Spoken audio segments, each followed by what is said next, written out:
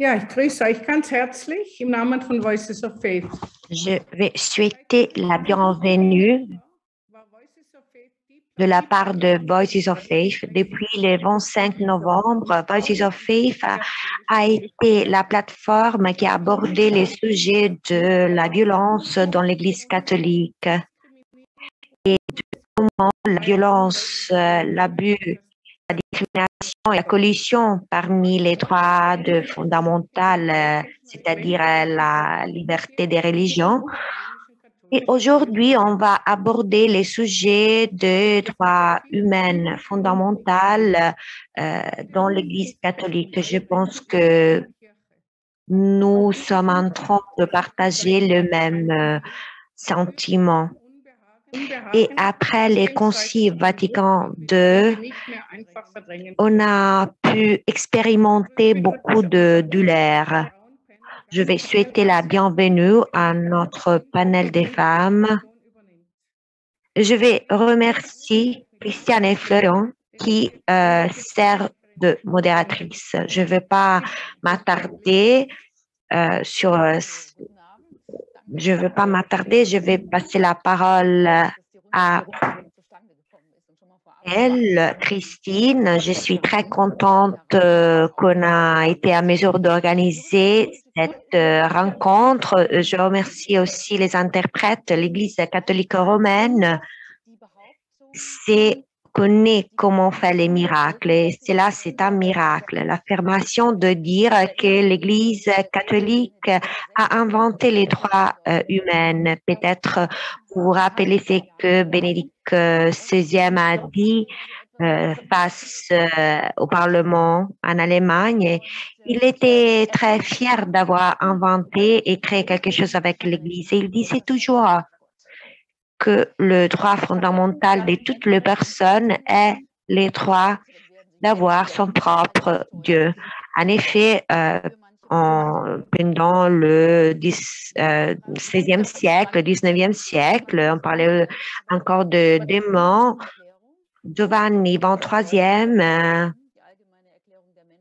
tout en parlant de droits humains universels, l'a apprécié, va évaluer comme un progrès. Et de cette façon, le Saint-Siège a signé cette convention.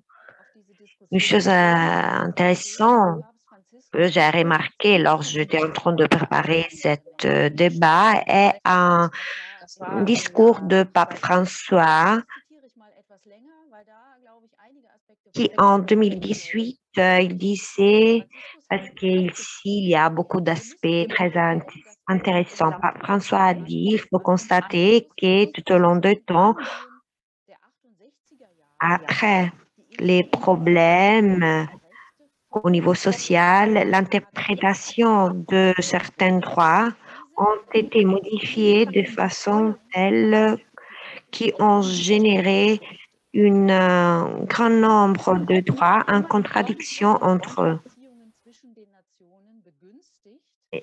Cela n'a pas généré de l'amitié parmi les différents pays parce qu'il y a été une différente compréhension de la partie des pays. Et cela a fait en sorte qu'il y a eu de colonisation de la partie des pays, tout en générant la distinction entre le sud et le nord. Ici, l'on parle de l'égalité parmi les sexes, les droits à l'avortement pour tout le monde. Et cela semble une invention. Moi aussi, tout en regardant les recherches que j'ai fait, je pense que les femmes de cette époque-là ont inventé leurs droits. Il y a une tolérance face à la violation des droits humains. Voilà le sujet d'aujourd'hui. Ici, il y a beaucoup de personnes qui vont parler, qui vont prendre la parole. Mary Klein, et elle est la seule qui ne fait pas partie du chemin synodal et elle est co-éditrice du livre et elle étudie religion et catholique. Je vais te souhaiter la bienvenue, Marie-Claire. Est-ce que selon toi, la relation des trois, la violation,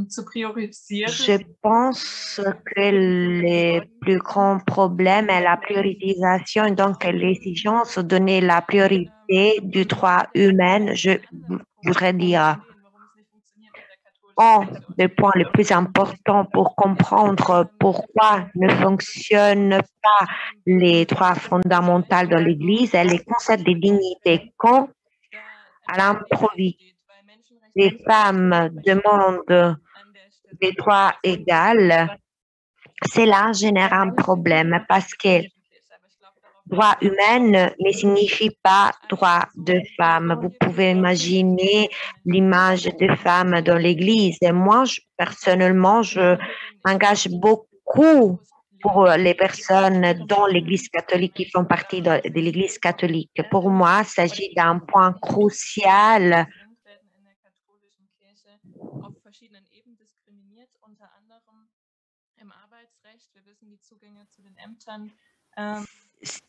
Il y a des personnes qui sont discriminées dans l'Église qui ne sont pas bien définies. Donc, il conduit une vie plus complexe et n'est pas possible se faire avoir de la voix. Et il est très intéressant de parler même du droit au Dieu. Les sacrements ne sont pas accessibles pour tout le monde. Donc, il y a beaucoup de sacrements qui sont accessibles. Par exemple, le baptême. Si le baptême est très difficile s'ils ne sont pas baptisés quand ils sont nés. Après, il y a l'Eucharistie quand nous pratiquons.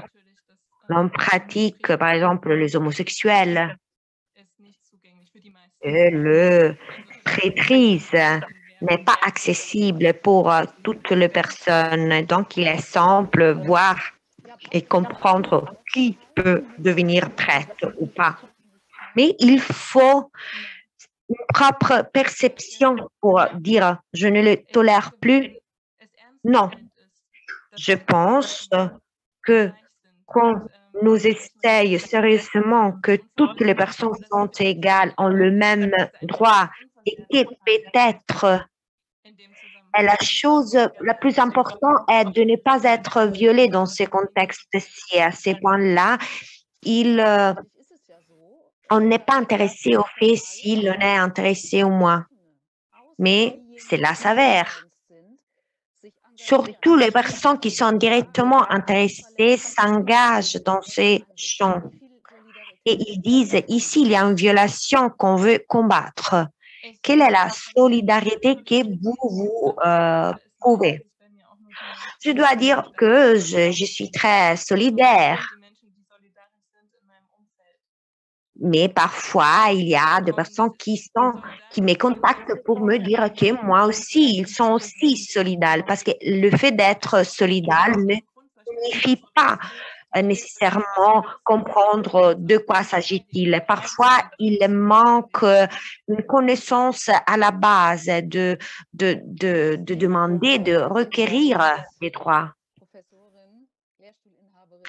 La prochaine qui va prendre la parole est Johanna Pama, qui est enseignant à l'université de Tübingen et autrice de nombreux livres. Le livre qui traite, aborde les sujets de la foi. Donc, où sont les droits humains violés? Alors, si l'on prend sur lequel l'on croit, alors sur la foi, on peut dire qu'il y a beaucoup de foi. À la base, pour ce qui concerne la théologie,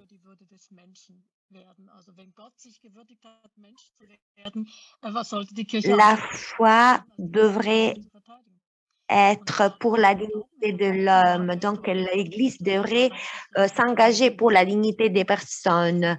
Je pense que la foi ne représente pas un problème. Ça dépend de la situation que l'on vit. Donc, la tâche fondamentale de l'Église catholique concernant les droits humains est qu'ils n'ont pas encore compris que si quelqu'un veut être en faveur des droits humains, doit le faire même dans leur propre vie.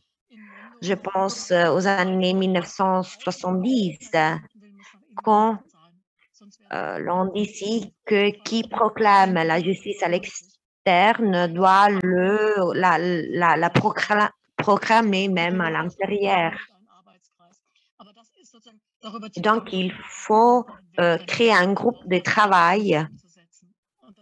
Certainement, maintenant, est très important mettre en place, implémenter ces droits. Il ne s'agit pas d'une profession de la foi. De toute façon, les institutions cherchent à faire beaucoup. Pour ce qui concerne la discrimination de femmes, on l'a découvert il y a 50 ans.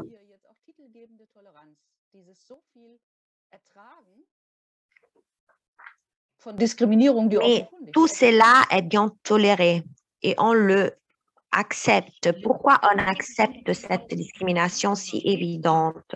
Je ne suis pas sûre. Je ne sais pas vraiment quoi dire parce qu'il y a des personnes qui ont quitté l'Église. Vu que l'Église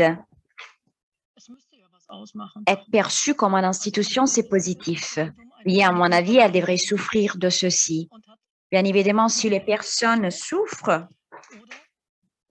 et si le christianisme veut être universel, parce que ça fait partie du catholicisme, ou il s'agit d'un concept surrogué. Mais si l'on accepte, il faut comprendre que c'est difficile à continuer de cette façon. Bien évidemment, quelqu'un a maintenu le microphone ouvert. Mais si quelqu'un veut dire quelque chose, à vous la parole. Je voudrais donner la bienvenue à une personne qui participe spontanément, c'est Franziska Mitterer, qui maintenant s'occupe de droit et de formation dans la communauté religieuse des Sœurs du Sacré-Cœur, de la Sacré-Croix. J'ai lu votre texte qui parle de François d'Assise pour trouver une nouvelle fraternité. Vous faites référence à la Déclaration des droits humains. Ma question est, pourquoi vous ne voyez pas encore cette fraternité dans l'Église? Pourquoi vous vous référez à Francesco d'Assisi? Je pourrais commencer d'un autre côté.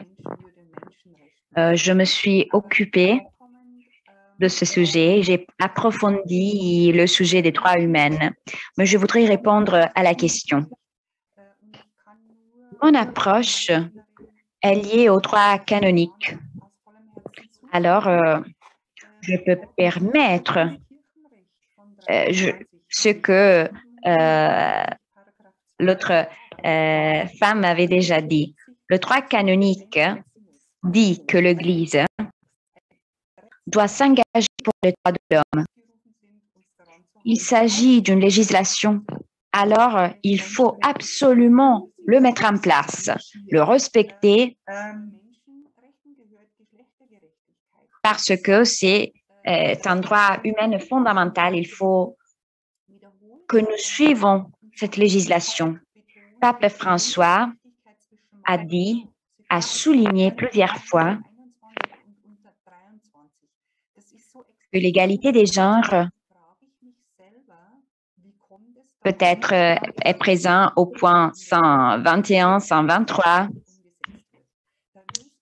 Alors, pourquoi l'égalité des chances n'est pas mise en place dans la structure de l'Église? C'est difficile à comprendre. L'alinéa 230 a été modifié cette année dans le Christus Domini. Je voudrais souligner que les hommes laïcs ayant les capacités et l'âge peuvent participer. On parle d'hommes laïcs, pas des prêtres. Mais ce passage a été modifié cette année tout en éliminant la parole, le mot homme. Parce qu'en 2024,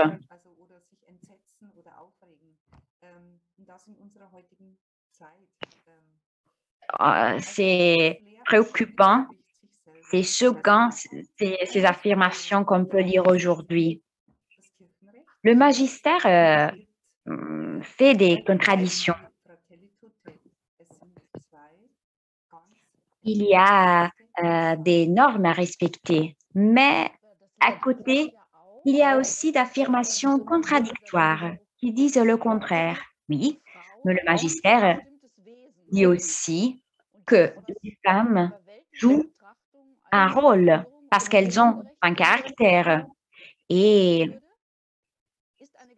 voilà, l'injustice, c'est une sorte d'inégalité des traitements parce qu'elles ont la même valeur. Mais les femmes ne sont pas pareilles.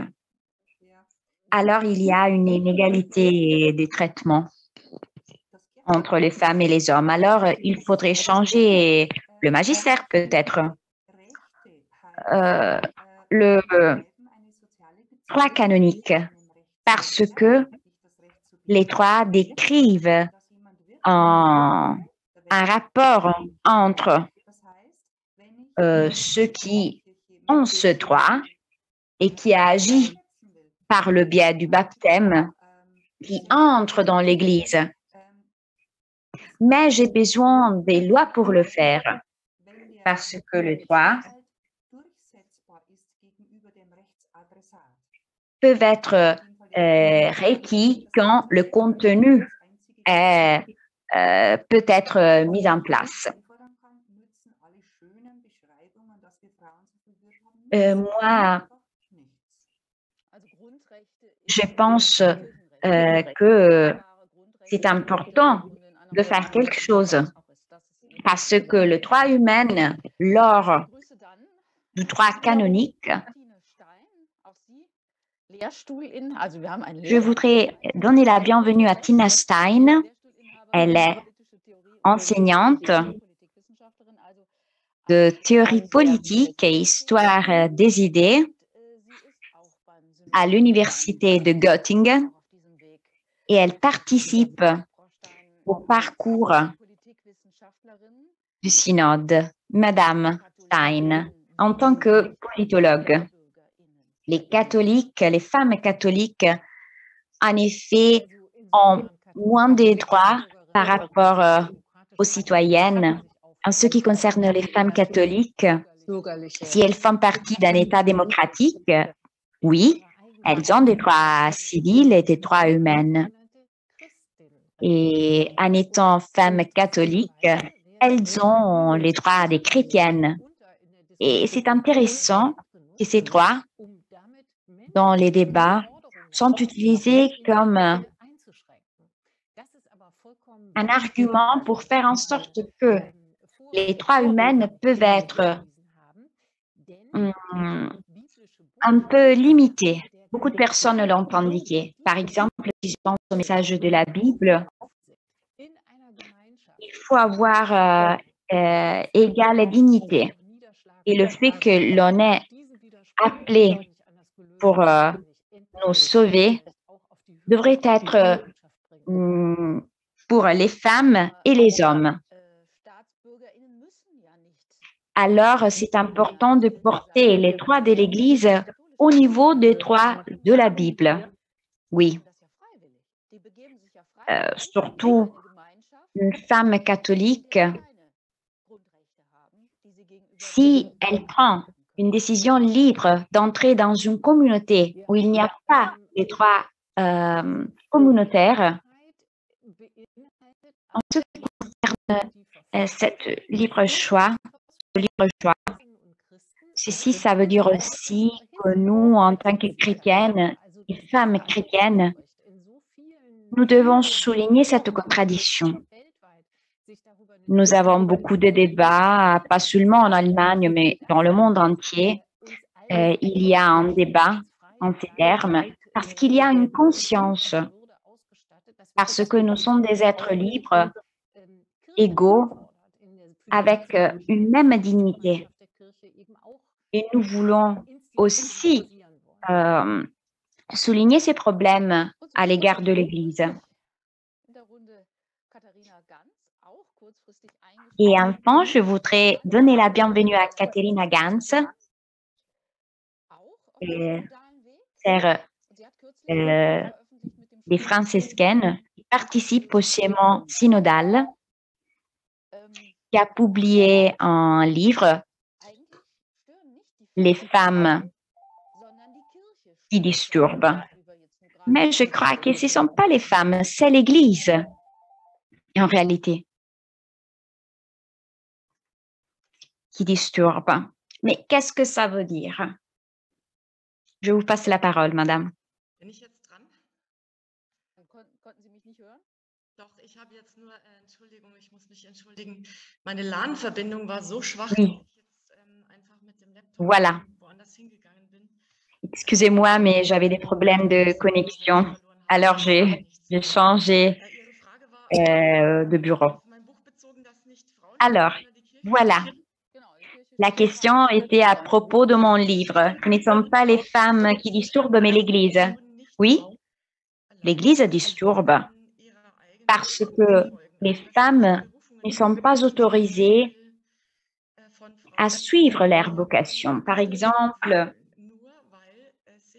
les femmes qui ont la vocation d'être diacones parce qu'elles sont femmes, et c'est une discrimination du point de vue des droits de l'homme. Peut-être qu'après, on va parler aussi en termes de théologie, mais il s'agit d'une discrimination. Et ce n'est pas naturel de l'affirmer, parce qu'on en a déjà discuté. Il s'agit d'une inégalité des traitements, parce que l'anthropologie des genres, qui fait partie de l'Église, nous dit que les femmes ont une même dignité, mais pas les mêmes droits.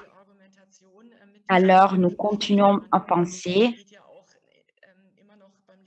que le genre biologique, si on pense qu'il n'y a que deux genres qui sont complémentaires,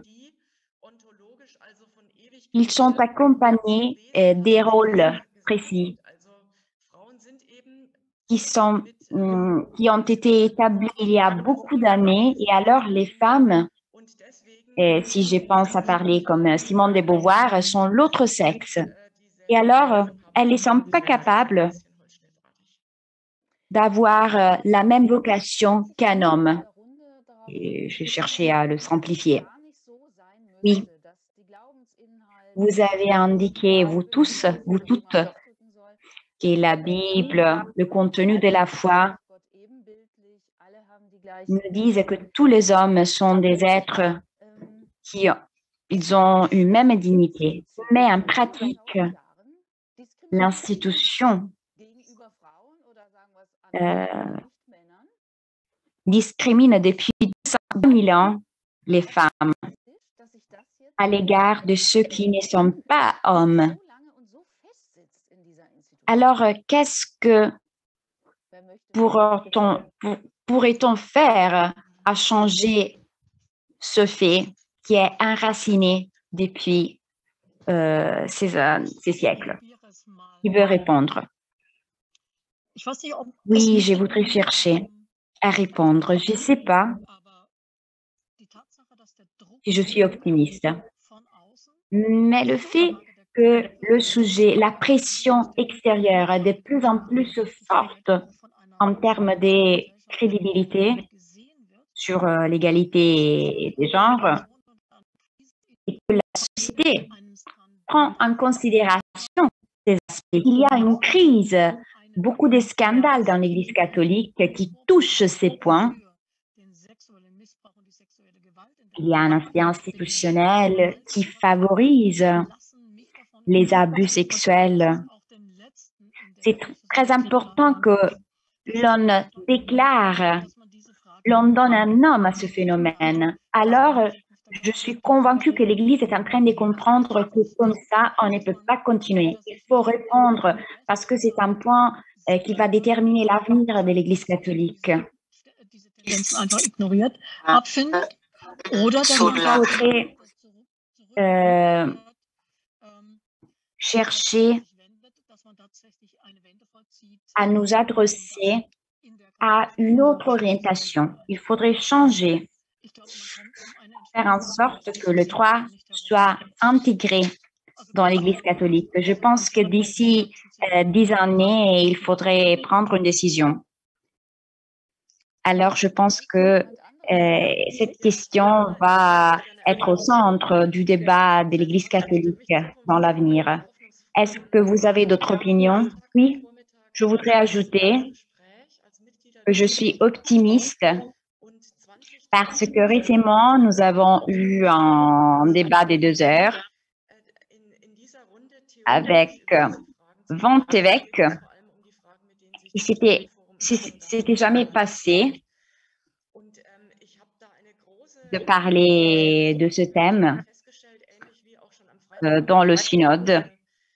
Et j'ai vu beaucoup de sérieuxité aussi vendredi soir quand nous avons eu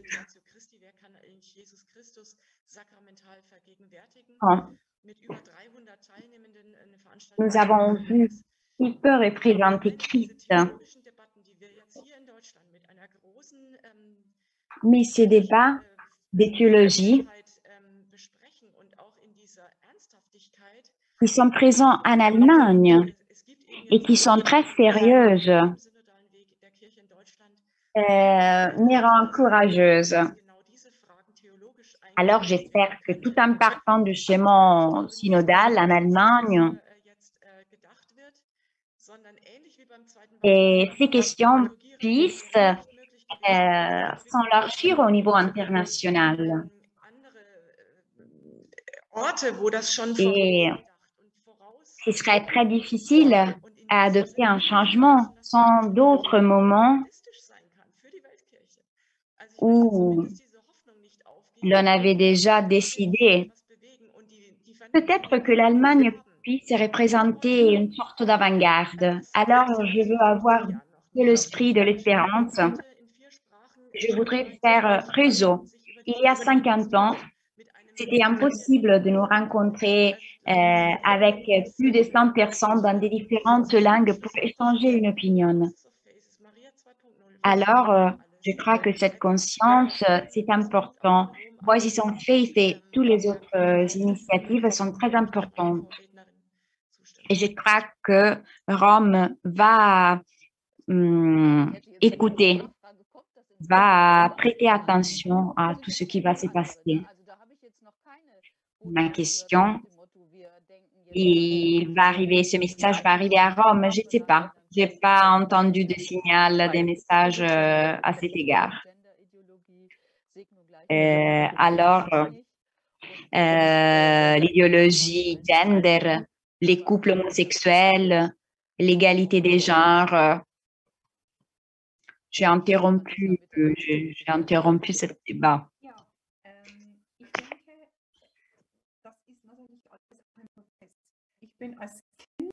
Je pense qu'il s'agit tout d'un processus. Moi, je suis rentrée dans l'Église.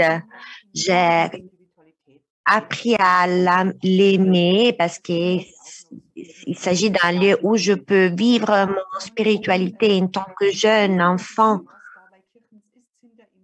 et voir ici ce qui s'est passé dans l'Église. On peut nous confronter avec ce que fait partie de l'Église, qui est dans l'Église, mais ce qui mais fait en sorte que moi, je suis optimiste tout en pensant à la théologie avec notre archevêque à Monaco. J'ai parlé avec une église, une organisation, mais aussi moyen de l'Esprit Saint. C'est que l'Église doit être une organisation à prendre. L'Église peut entreprendre un chemin vers le changement historique. Je pense à la structure qui a été donnée à l'époque de la partie de Jésus. Je pense que ces grandes barrières, ces blocs,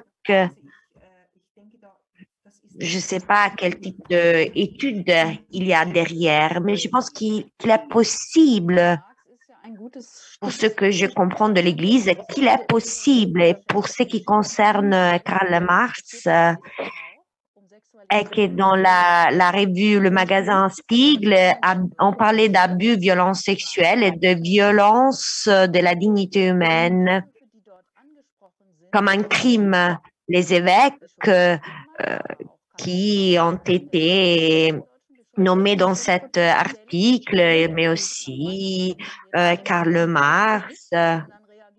Selon moi, ils ne se sont pas occupés, ils ne s'occupent pas de ces sujets. Ils ne réagissent pas face à cette situation. Et alors, pourquoi il y a d'espoir avec ce chemin synodal, avec les évêques qui traitent cette violation de cette façon? Ils ont développé une... Est-ce que vous avez pensé à une idée pour faire pression s'ils ne réagissent pas? Je voudrais juste dire que le chemin synodal est une possibilité de transformation, changement, parce que dans l'interne, on ne peut pas lancer une révolution pacifique où l'on crée une nouvelle institution, mais nous devons tenter, chercher à réaliser une transformation dans les institutions. Et pour cette raison-ci, nous avons besoin, même s'il s'agit d'un paradoxe, nous avons besoin deux évêques et deux évêques qui ont contribué à établir ces institutions qui ont protégé les frères. Je pense que les évêques, l'on peut le convaincre, on peut réussir à le faire participer. On a parlé de la séparation de pouvoir avec deux voix d'ange.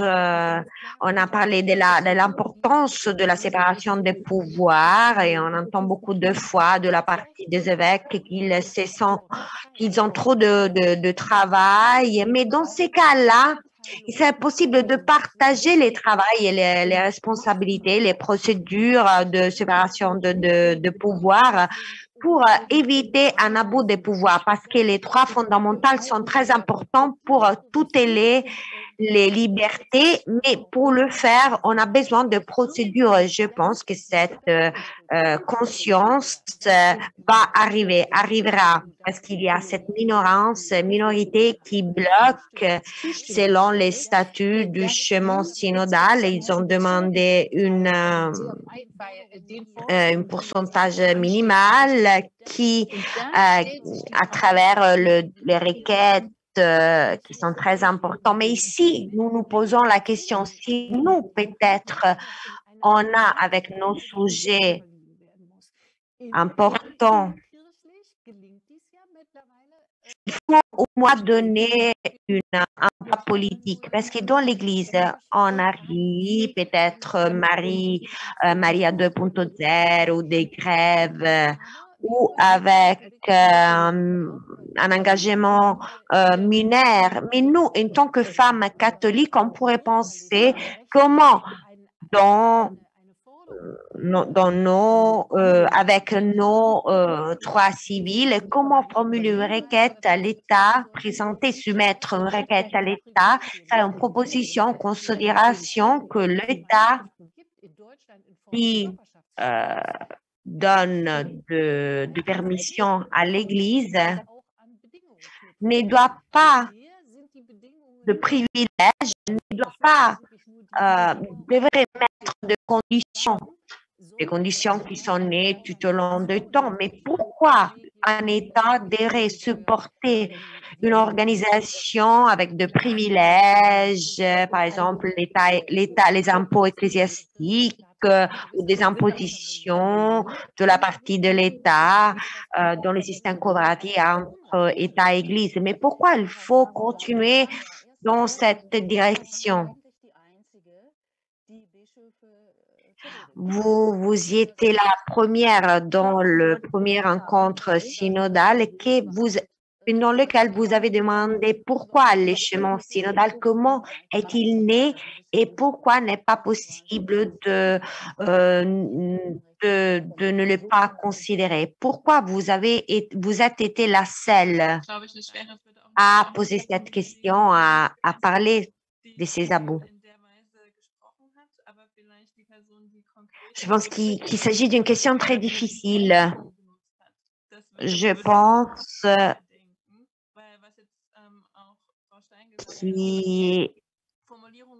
cette personne a dit les choses les plus radicales. Par exemple, elle a dit qu'il s'agit d'une association d'agresseurs, abuseurs.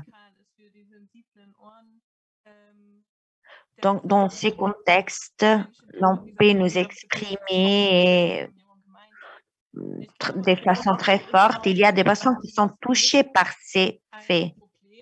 Mais même si nous sommes optimistes, il y a un problème qui concerne aussi les droits humains, cette fausse tolérance, cette culture de la bénévolence. Donc, mais on peut dire que nous sommes tous ici et on vient d'un scénario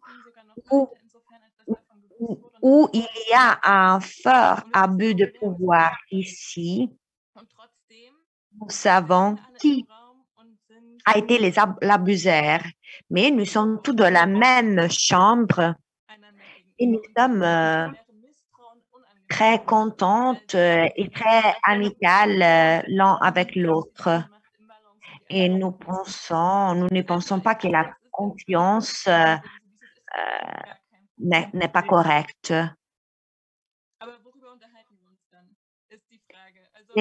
Le problème est que, par exemple, parce qu'ils disent qu'il n'y a pas de problème, ils se posent la question, pourquoi on est encore en train de parler? Mais maintenant, il faut comprendre qu'est-ce que l'on peut vraiment faire, qui devrait agir. Je pense qu'il y a plusieurs acteurs, par exemple, avant ces rencontres, on a demandé si les personnes touchées par ces abus devraient faire plus. Peut-être ils ont fait, mais en faisant section du fait de personnes, s'ils sont coupables ou moi, mais dans l'Église, s'il y a un abus de pouvoir, cela devrait être reconnu de la partie de cette personne. Et donc, il faudrait changer ces structures. Mais je pense que pour ce qui concerne le chemin synodal, on va aborder ces sujets, mais une fois que nous avons ces textes qui nous disent ce qu'on devrait faire, les évêques pourraient refuser d'accepter ce qu'il y a écrit dans ces textes.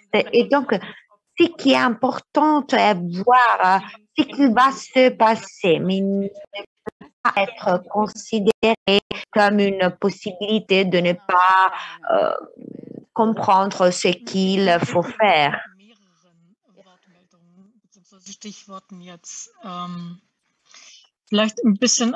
y a été beaucoup de termes, de affirmations dont je voudrais répondre. Par exemple, le scandale de 2010, quand les abus est arrivé à l'opinion publique, il y a été de propositions que le comité central catholique a proposé à la politique de modifier la législation en vigueur et de trouver, donc de donner la possibilité à une église catholique de se constituer. Il s'agit d'un point très important. Le deuxième point, je suis très ravie qu'il y a deux personnes qui font partie du chemin synodal, mais de façon pas confortable, pas simple. Ce qui ne disent pas n'est pas possible à le faire ou est interdit, faire quelque chose qui fait partie du chemin synodal dans la façon dans laquelle il agissent, la façon dans laquelle les évêques se comportent, ou en parlant aussi du magistère, d'un cours d'un évêque. Donc, voilà ce qui vaut le reste. C'est quelque chose qui n'existe pas. Après, il y a un juriste travailleur.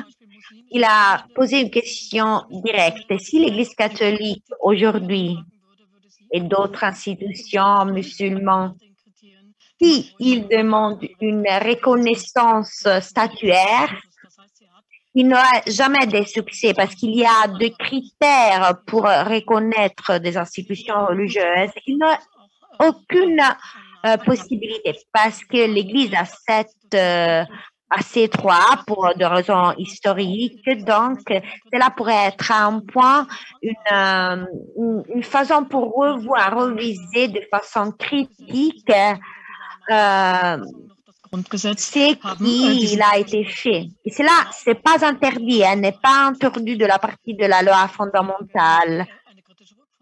Donc, cela pourrait être une question sur laquelle on pourrait nous poser des questions. Même Madame Stein l'a pensé de la même façon. Donc, il faudrait agir sur différents points. Une autre question, le comité central, si un tiers des évêques allemands peut bloquer une question, seulement il faut agir. On ne peut pas permettre qu'il y a qui nous devenons des otages. En effet, on en a beaucoup parlé. L'Église n'a pas subi des sanctions, n'a jamais été sanctionnée. En fait, dès janvier 2010, qui est la personne que l'institution qui devrait agir ou proposer d'enlever des privilèges, d'éliminer, éradiquer des privilèges, le législateur. Et dans ces nouveaux contrats, n'est pas clairement mentionné, mais nous parlons d'une vérification pour ce qui concerne l'aspect institutionnel. On parle aussi du droit du travail, même d'être léal. Donc, il ne s'agit plus, même la Cour de justice de l'Union européenne, de vérifier le respect des droits humains d'un point de vue historique. Je vais parler d'un aspect. Est-ce que vous pouvez nous dire le panorama de cette situation? Un État, bien sûr, c'est même quelque chose de positif, le fait qu'un État ne peut pas intervenir comme il veut dans les questions de culte, dans les questions religieuses. Voilà les avantages de notre religion. Nous pouvons nous unir en tant que religion. Donc, l'État ne peut pas nous prescrire comment nous obliger à vivre dans certaines manières notre foi. Donc, il s'agit de quelque chose de très important parce qu'il s'agit de liberté. Maintenant, nous sommes en train d'expérimenter un État qui représente l'Église et cette doctrine qui est très débattue où nous avons une division entre le magistère et les fidèles et la façon dans laquelle ils vivent la foi, la religion. Mais ici, la position du magistère face aux impositions de l'État, il supporte le magistère et l'État ne peut pas le faire. Donc, elle a une grande influence. Et il faut prendre en considération du point de vue politique scientifique. Donc, il y a l'État a une influence indirecte sur l'Église. Mais l'État, quel est l'intérêt de l'État face à ces sujets? Pour ce qui concerne l'État, je pense que l'État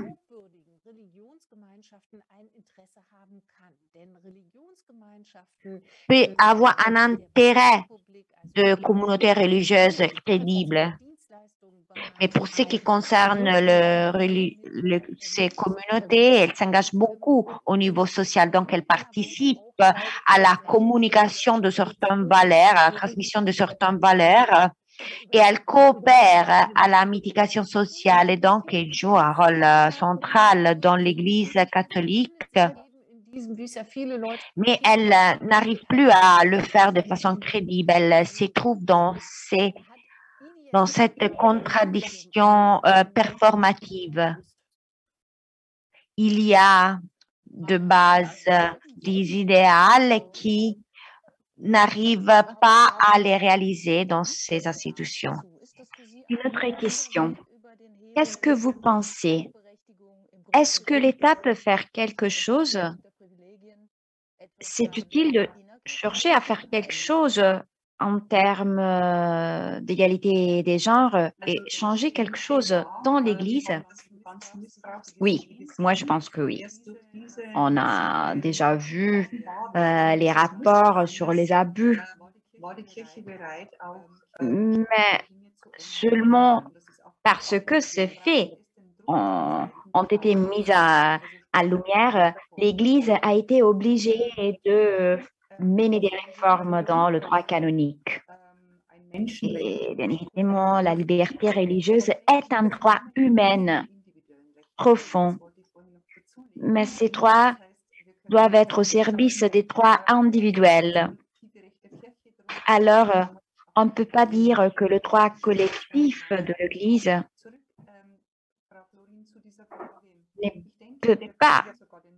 on ne peut pas créer un espace libre de droits humains. Je pense que nous avons besoin de la pression de la part de l'État pour faire avancer ce processus parce que dans d'autres cas, la position de l'Église ne va pas changer aussi dans la vie quotidienne. Moi, je crois que la pression de la part de l'État va aider aussi dans le droit canonique, aussi pour les personnes qui doivent être traitées de la même façon que les autres. Maintenant, c'est à nous de chercher une solution parce que si une personne déclare d'être LGBTQ, par exemple, chez nous, on ne va pas demander à cette personne de quitter son emploi. Par exemple, il faudrait nous interroger sur notre position.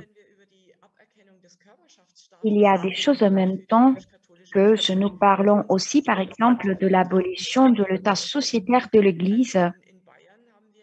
Ceci pourrait nous toucher en tant qu'ordre religieux. Par exemple, nous, en tant que congrégation, nous avons cet état sociétaire et nous n'accueillons que femmes. Alors, qu'est-ce qu'il va engendrer pour la communauté des femmes? On pense que tous ont les mêmes droits. Moi, je crois qu'il faut y penser encore. Par exemple, si l'on pense on en a discuté, je ne sais pas les conditions actuelles en termes législatifs. Je crois qu'il faut que nous avons des privilèges. Moi, je n'aurais aucun problème à être solidaire. Vous le voyez, je ne porte pas de voile. Mais est-ce que les hommes, est-ce que vous êtes prête à accueillir aussi les hommes? Oui, oui, je n'aurais pas de problème à accueillir d'autres formes de communauté. Mais c'est pas ce dont nous sommes habitués. Alors, il serait nécessaire de parler.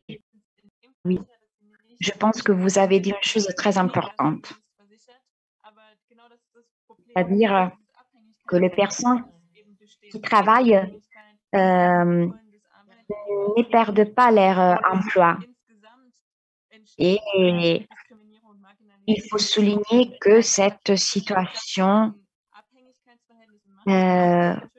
avec la discrimination dans l'Église catholique, nous avons une sorte de relation de dépendance et les personnes les plus vulnérables le sont aussi en termes d'abus de pouvoir dans l'Église. Alors, je crois que nous avons des structures de discrimination. Ceux qui ont le pouvoir dans leur mène, ce sont peu de personnes dans l'Église. Alors, c'est difficile à comprendre. Et je crois que l'État peut jouer un rôle important. Mais en étant d'acteurs externes, il y a eu des structures toxiques qui ne peuvent pas être changées de l'intérieur de l'Église, mais aussi de l'extérieur.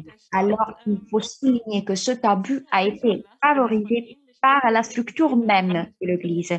Alors, l'État aussi a des problèmes pareils parce qu'ils permettent de faire tout ce qu'elle veut à l'Église. En Allemagne, par exemple, l'Église dispose de beaucoup d'organismes au niveau social et elle peut faire ce qu'elle veut, mais je ne suis pas d'accord parce que nous parlons de la santé et du bien-être des personnes.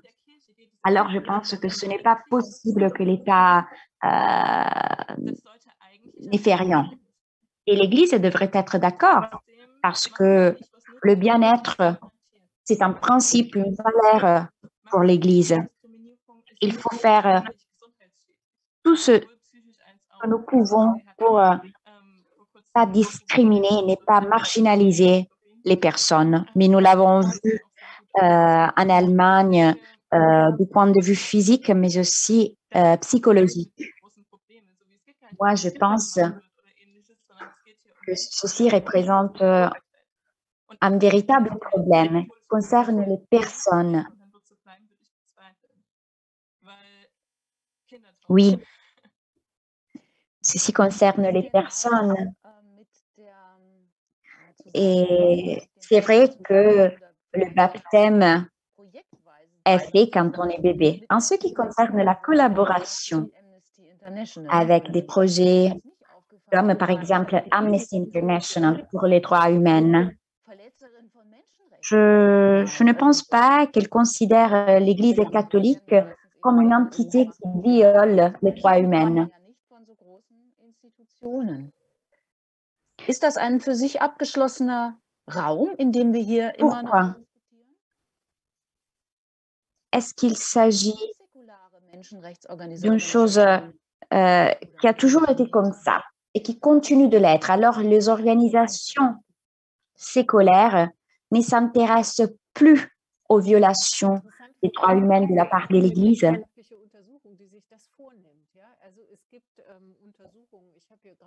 La question, c'est très intéressant. Je ne connais pas une recherche scientifique qui s'occupe de ce sujet. Ici, j'ai un livre d'un jeune étudiant qui parle de droit et de requêtes de la part de l'Église face aux Nations Unies. Alors, ici, nous n'avons pas seulement des problèmes des droits humains dans notre structure, mais aussi d'autres problèmes dans la politique des droits humains, d'où un siège auprès des Nations Unies. Il faut souligner que l'Église catholique se présente comme acteur politique positif dans les conflits internationaux. C'est important de souligner que le rôle pourrait être mis à risque, mais il faut comprendre qu'il y a des positions qui doivent être changées. La dignité qui appartient aux femmes qui sont contre une parité complète, si au niveau politique, aussi auprès des Nations Unies, on va aborder ce thème. Je ne sais pas si Amnesty International a déjà abordé ce thème. Merci, je vais faire une petite recherche. Peut-être qu'il y a une stratégie, peut-être que Pape François, nous l'avons vu en Grèce et au Chypre, aide de la part des migrants. Et il parle d'un scandale parce que tous ont la même dignité. Mais peut-être qu'il est un moyen pour gagner une sorte d'acceptation pour faire une affaire. Alors, je m'occupe des migrants, des droits humains, mais dans l'intérieur, je fais en sorte qu'il n'en parle pas. Pour faire en sorte qu'il n'en parle pas dans les institutions. Je vois beaucoup de personnes qui veulent intervenir.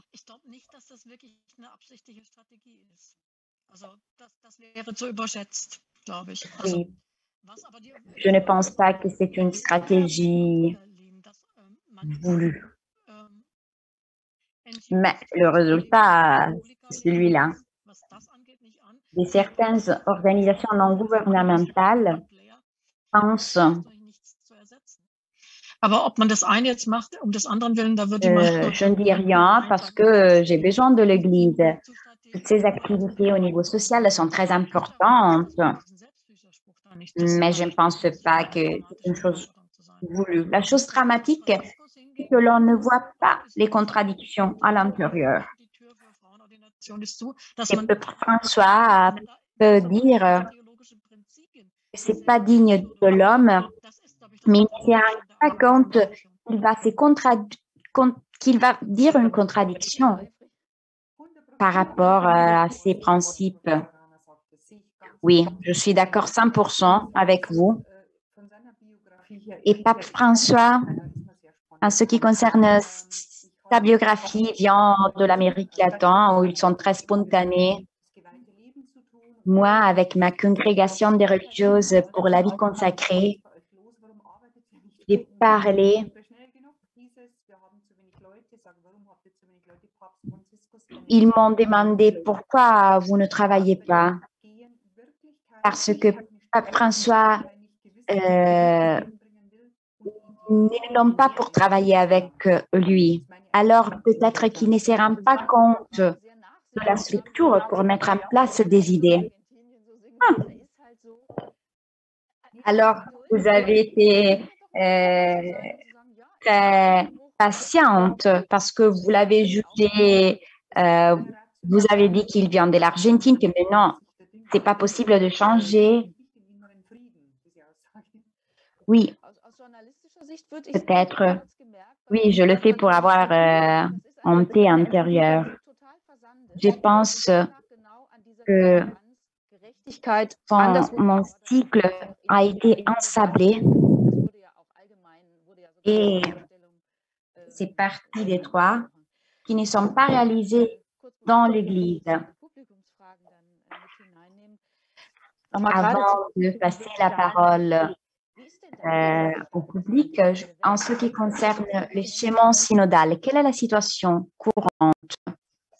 Quelle est la signification du thème des droits humains lors du schéma synodal?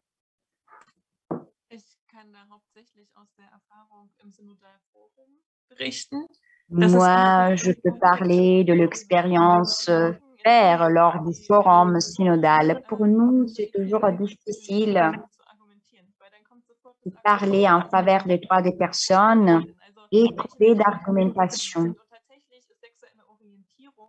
On parle à propos des droits humains. De quoi parlez-vous? Parce que l'orientation sexuelle n'est pas prévue dans les droits humains. Et à la base, oui, mais il n'est pas. Alors, le législateur a introduit le troisième genre, si je peux dire comme ça. Il faut chercher à utiliser ce thème. J'ai expérimenté que c'est difficile parce que d'autres thèmes sont réputés plus importants. C'est pas que, par exemple, le mariage pour tout le monde est refusé, mais en même temps, nous demandons la bénédiction, mais nous ne pouvons pas prévoir une bénédiction qui ne prévoit pas un mariage. Alors, c'est difficile à trouver, selon mon expérience, généralisée et avoir une volonté de trouver une union parmi toutes les visions des droits humains. Alors, la bénédiction d'une troisième classe, mais il ne s'agit pas d'une égalité, parce qu'au contraire, tout le monde devrait avoir les mêmes possibilités. Qu'est-ce qu'en pensent les autres? Nous avons débattu à 3 niveaux et nous avons dit qu'il faut continuer à faire ces réflexions sur 3 niveaux où, par exemple, à l'anthropologie, il faut avoir une nouvelle base pour ce qui concerne le fait d'être un être humain. Mais pour ce qui concerne l'idéologie, les sciences humanistiques devraient être incluses dans ces réflexions et je pense que parmi les évêques, ils ont compris qu'une doctrine qui n'est plus moderne et qui n'est plus moderne ne peut pas proclamer et demander de l'obéissance. Cette anthropologie est dépassée. Mais ce que nous voulons faire est continuer à moderniser la dogmatique, l'accès de femmes dans l'ordination, à l'ordination de l'ordination. Et donc, nous voyons que les argumentations présentées, que jusqu'à ce moment-ci ont motivé ou justifié les femmes, ne sont plus supportées. Et donc, si cette argumentation n'est pas quelque chose de compréhensible, on a vu même avec la liberté de la religion ou face à l'esclavage. Et c'est possible de continuer à développer la doctrine. Je pense que même ici, face à ces thématiques, il faudrait s'avérer la même chose. Mais pour ce qui concerne la partie pastorale, comment les femmes vivent et comment elles se comportent quand ils se sont appelés à cette service. Ces voix doivent s'élever avec des conférences ou quelque chose qu'on doit prêter attention. Je l'ai vu avec des schémas synodales quand il a été présenté. Je dois dire que même certains dans l'Église ont vu de femmes qui se sont appelées à devenir des diacones. Mais maintenant, nous allons publier le deuxième livre. Il y a aussi des hommes qui disent qu'ils sont très contents si l'Église peut vérifier ses convictions. Donc, même au niveau pastoral, devrait être développé, comprendre ce que les personnes vivent. L'Église doit rendre compte de ses vocations et il faut voir combien de diplomatie, courage il faut.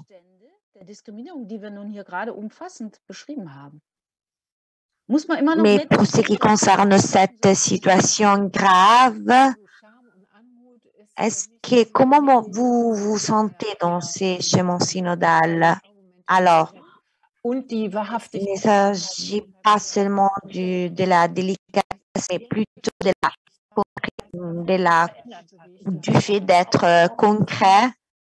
Et je pense que quelque chose a changé. On a fait beaucoup de pas en avant, même si maintenant il est très difficile et très tard.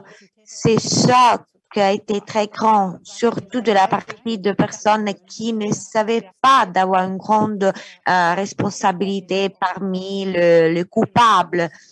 Même l'archevêque a parlé des organisations de coupables, mais je pense que beaucoup de rencontres qu'on a fait tout au long du parcours synodal, on a réussi à faire comprendre quelque chose aux personnes. Mais je pense que pour moi, la sensation de devoir passer et d'écouter toutes les pensées des évêques, c'est là, mais choque un peu.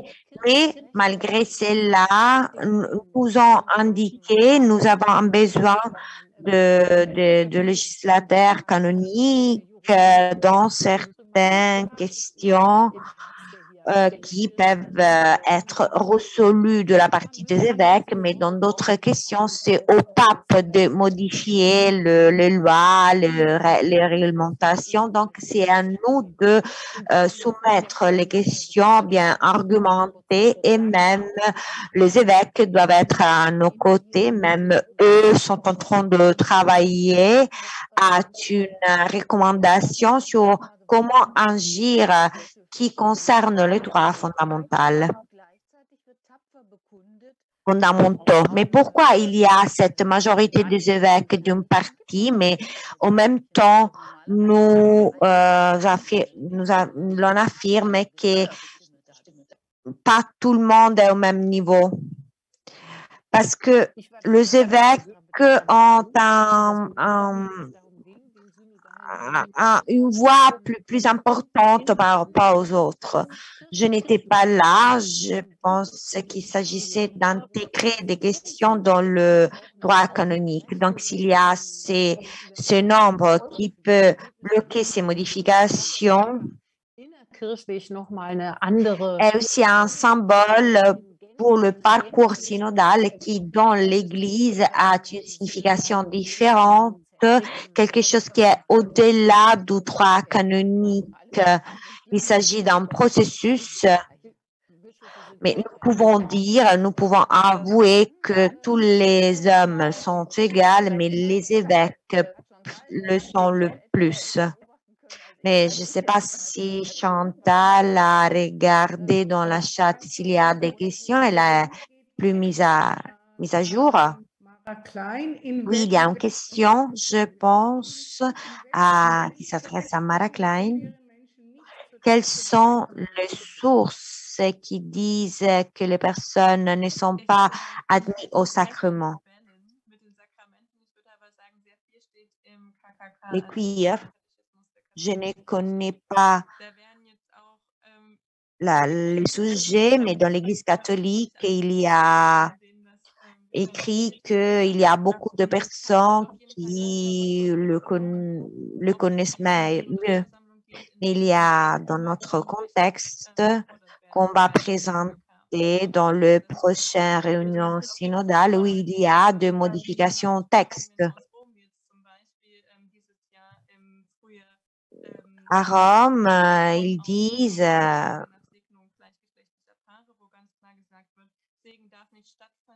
pour ce qui concerne la bénédiction, de personnes qui se marient du même genre, ces personnes ne peuvent pas accéder au sacrement du même genre parce qu'il n'y a rien d'autre que hommes et femmes. Et donc, les trans sont exclus.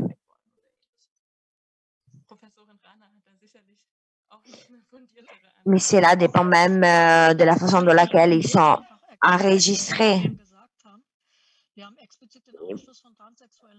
Il s'agit d'une réponse qui n'est pas fondée. On a parlé de cet aspect. On a le magistère de l'Église. Il y a aussi ici les réponses qui n'ont jamais été posées. Donc, il y a les dicastères qui veulent clarifier des aspects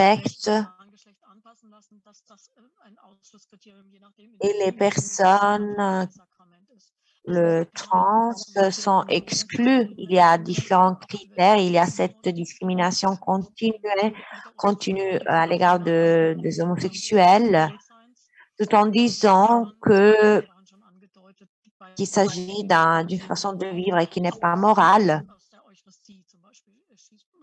Et donc, les personnes sont exclues de l'Eucharistie. Et il s'agirait d'un scandale leur permettre d'accéder à l'Eucharistie. Mais on le voit le même dans les droits canoniques. Moi aussi, j'ai aperçu la même chose. Mais la chose dramatique, triste, est que François ne réalise pas cette contradiction. Et même selon moi, ici dans la chat, je le vois, que nous ne croyons pas qu'il ne le comprend pas. Est-ce que vous pouvez enquêter sur ces sujets parce qu'on ne l'accepte pas de cette façon?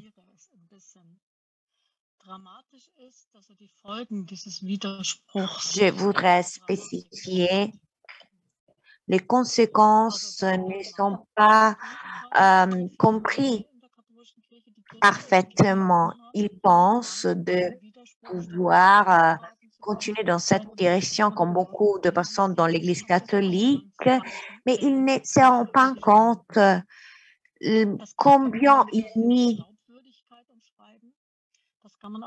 Donc, l'on peut parler de crédibilité, l'on peut parler aussi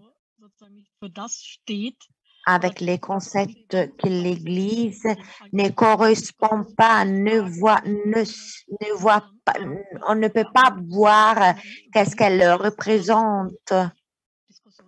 Est-ce qu'elle est en mesure d'entamer une discussion fondée? La question de Dieu, du divin, si l'institution n'est pas crédible, où le personne devrait aller pour avoir posé des questions ou recevoir des réponses. Voilà le problème que personne n'a compris. Peut-être on peut le voir même au contraire. Voilà, si l'Église catholique, si il joue le rôle d'acteur dans cette situation politique identitaire, cela pourrait être un point en faveur au niveau de marketing. Les États modernes s'adaptent, mais nous, en tant qu'institution millénaire, nous ne devons pas nous comporter comme dans le passé. Nous avons mentionné des personnes qui cherchent ça, qui désirent, qui veulent une discrimination parce qu'ils pensent qu'il s'agit de leur modèle. Das wäre prinzipiell richtig, wenn es theologisch nicht falsch wäre. Mhm. Also, ja, ganz einfach. Pour être correct, mais n'est pas correct en fait. C'est très simple. J'avais parlé juste un peu avant parce qu'une religion qui met au centre la dignité de l'homme ne peut pas continuer dans cette direction parce que les bases du christianisme ne peut pas se comporter de cette façon. Et alors, si la discrimination est présente dans l'Église, on devrait nous poser la question, mais pourquoi? Le dernier point, la catastrophe. Dans le cas des papes François, est qu'au niveau personnel, il cherche à modifier les choses en ne demandant pas une femme après l'autre comme sous-secrétaire. Mais il n'y a pas un système en cherchant de résoudre le problème, ni dans le dogme, ni pour résoudre une injustice. Peut-être qu'il n'a pas le courage, mais il y a un point aveugle en ce qui concerne le thème des femmes. Donc, ce n'est pas possible de continuer avec cette discrimination parce que l'Église, comme l'on vient de dire, si elle va devenir une petite secte parce que les femmes ne vont plus participer, et moi je le sens, parce que je parle par exemple du parcours synodal des personnes qui ont plus de 60 ans, elles me disent qu'elles aperçoivent qu'il y a une présence différente de la part des femmes et elles disent que si elles ne continuent plus à participer, l'Église va mourir. Alors, je crois que, par exemple, si on va diminuer les impôts à l'Église, il va avoir des conséquences. L'Église a toujours plus de développement en présence des risques existentiels. Moi, je crois que Exodus doit augmenter encore plus, ou bien les contradictions doivent devenir de plus en plus claires pour faire en sorte que les évêques ne peuvent plus se regarder au miroir et vont faire quelque chose pour changer. Oui, je suis d'accord, parce que cette situation existentielle, tout ce travail de pensée, il y a beaucoup d'énergie, d'esprit. Pourquoi ceci ne suffit pas? Pourquoi? Comment c'est possible? Pourquoi il ne se rend pas compte? Nicht das Engagement. Ich glaube, das hat mit Beharrungskraft Il n'y a pas un engagement sérieux. Moi, je crois que c'est une sorte de force de résistance. Si je vois le processus de transformation dans les ordres religieux, on est forcé de trouver des solutions de deuxième niveau à des solutions à des problèmes structurels parce que nous ne pouvons plus combler la vide. Nous n'avons pas des ressources. Sur le long terme, on pense que l'on peut continuer. Mais quand il y a une crise existentielle, et c'est difficile à résister. Je ne suis pas un expert, une experte, mais je pense qu'on peut trouver une explication dans le fait qu'un acteur si ancien et si élargi comme l'Église, qui a beaucoup de difficultés à se modifier, se renouveler. Voilà mon explication. C'est une force de résistance au changement. Oui. Je suis d'accord. Je pense que le thème des femmes, pour les personnes qui sont au pouvoir, est une question existentielle parce que l'Église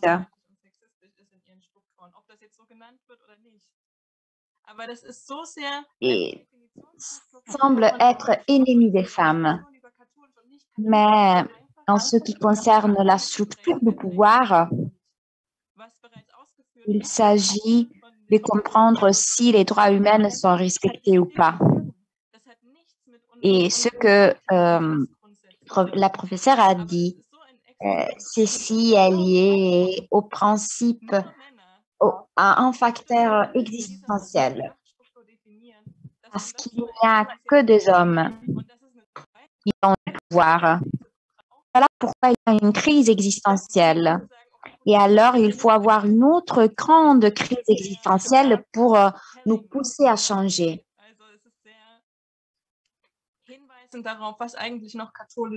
Et alors, je crois que de cette façon, nous pouvons comprendre ce qui est perçu comme catholique. Oui, oui, je suis d'accord. Je pense qu'en tant qu'Église universelle, nous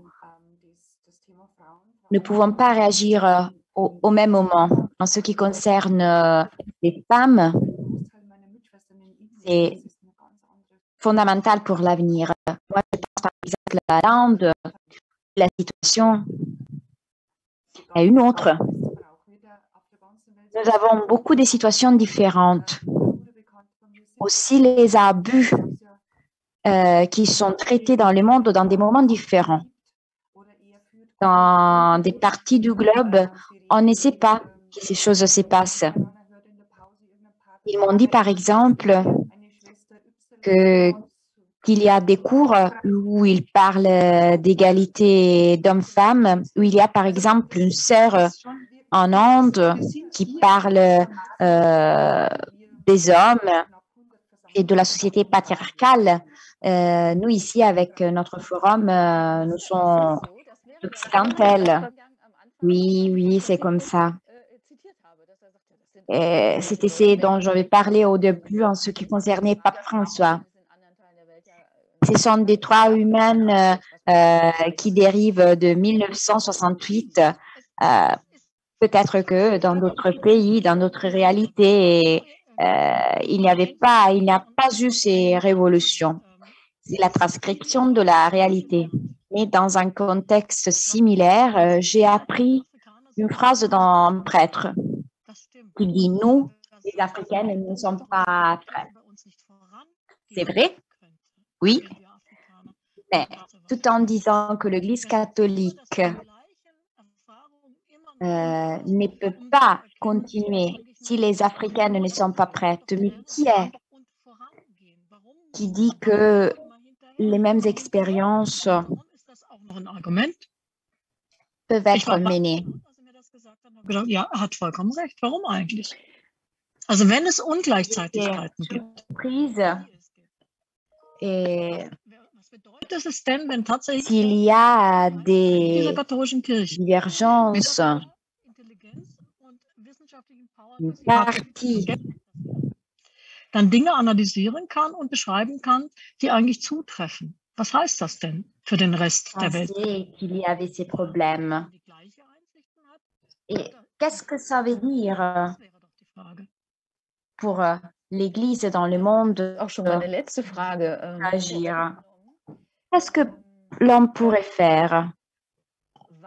Voilà ma dernière question qui a été anticipée. Quand vous pensez que l'Église catholique va gagner un prix des droits humains international? Est-ce que nous serons encore en vie? Moi, je crois qu'en vous-même, vous allez donner ces prix. Also ich glaube, auf verschiedenen Ebenen muss man das sehen. Also in der ganzen Je Ne cherchez pas du silence ou de la méditation, mais tout ce thème homme, femme, je crois, je suis certaine que toutes ces crises sociales, nous savons que moi, j'ai beaucoup d'espoir et de foi, mais je suis d'accord que tout au long je ne pense pas que l'on va recevoir des prix pour les Persönlichkeiten wie droits de l'homme. Birgit Weiler die Päpstin ist. Même quand il y a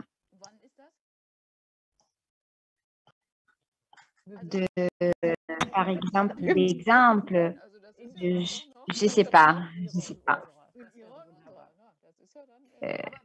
Sie am Anfang Nous espérons que ceci va s'avérer pendant qu'elle est encore en vie. Nous avons parlé des miracles. Il y a une chanson, les miracles vont toujours exister. Ils peuvent s'avérer aujourd'hui ou demain. Peut-être qu'après le prochain concile, je peux imaginer que le synode courant ou le parcours pour la synodalité qui vont amener au prochain concile et au changement. La dernière fois, pourrait invoquer et entamer ce parcours. Mais pas seulement des évêques, aussi avec la participation des personnes laïques cultivées qui représentent toute la variété des personnes de la réalité catholique pour avoir un débat comme celui que l'on vient d'avoir. Comprennent le message courant. Mir ist jetzt gerade empfallen, wie das korrekt heißt, also jedenfalls bei dieser Weltsynode, die über mehrere Et alors, da dürfen Frauen noch nicht abstimmen, oder? Je ne me souviens plus du synode. Les femmes Erfahrung damit, wie Frauen so abstimmen. votaient, n'est-ce pas? Und gleichzeitig lässt man sich, und das ist im Augenblick das Problem, sich noch zu wenig Zeit. Man hat jetzt tatsächlich diese Vorphase zwar ausgedehnt. Oui, nous avons peu de temps. Nous sommes dans une première phase qui a été proroguée. Même l'Église allemande peut voir la participation de plusieurs personnes. On devait avoir un résultat dans la moitié de la dernière année, mais la théologie scientifique a eu une invitation à formuler un avis. Mais moi, je ne pense pas que lors de 6 mois, je pourrais donner un avis approfondi. Et ce n'est qu'une petite partie de l'Église catholique. Mais déjà, au niveau temporel, je ne sais pas comment ça peut marcher. Ce n'est pas quelque chose de houleux. Peut-être que dans l'avenir, les hommes pourraient donner le droit de vote aux femmes et après permettre à une papesse de voter. Je ne sais pas. Mais je vous remercie de ces débats très intéressants. Nous avons eu beaucoup d'idées intéressantes. Je vous remercie aussi. C'était un débat très intéressant et je pense que nous toutes pensons qu'il faut continuer ces débats et c'est à nous de le faire parce que nous sommes co-responsables du fait que ce débat continue. C'était le dernier séminaire de notre série de 16 jours sur la violence à l'égard des femmes dans l'Église catholique. Elles sont enregistrées, ces rencontres, et vous pouvez le voir sur YouTube dans toutes les langues de traduction. Les prochaines colloques va être le 15 décembre. Voilà la diapositive avec toutes les informations. Je voudrais m'allier à ce que la professeure a dit. L'Église allemande comme avant-garde en ce qui concerne le schéma synodal. Les femmes catholiques réfèrent de tout le forum et elles disent pourquoi c'est nécessaire ces schémas en Allemagne et quel est le rôle de la démocratie dans ces schémas. Et si les femmes peuvent avoir un droit de vote. Et après, si c'est possible que le prêtre peut parler et quels sont les sujets les plus importants. Mais surtout, nous sommes intéressés à comprendre si ces schémas synodal est allemand et s'il peut jouer un rôle de baptistère pour bâtir une roue qui arrive jusqu'à Rome pour apprendre de ces schémas synodal allemands. Et la première rencontre va être sur le pouvoir et la séparation des pouvoirs mercredi prochain. Et ce serait très positif de vous avoir, de vous voir encore. Alors, je vous remercie. Je remercie toutes les rapportrices, Christine et Floris, pour avoir modéré la rencontre. Je voudrais remercier aussi les interprètes parce que c'est très difficile à traduire simultanément. Alors, je vous remercie et je remercie tous les participants. Je souhaite que vous pouvoir vous inspirer et continuer à lutter. Je vous souhaite une bonne soirée. Merci, merci beaucoup.